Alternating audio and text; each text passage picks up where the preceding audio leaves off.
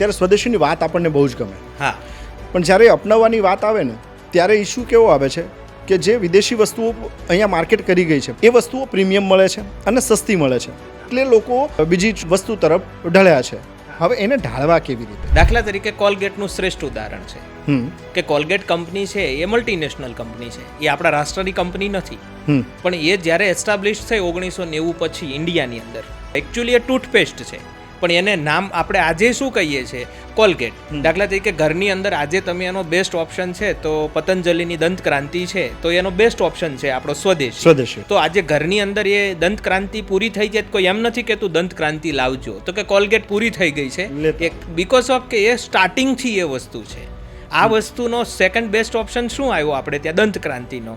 No doubt અત્યાર સુધી આપણી પાસે કદાચ કુશળતા નથી, આપણી પાસે હાઈટેક ટેકનોલોજી નથી, આપણી પાસે સારા એન્જિનિયર નહોતા, આપણી પાસે સારા સાયન્ટિસ્ટ નહોતા, એવું તમે બોલો, ચલાવી પણ લઈએ, પણ હવે તો બધું છે.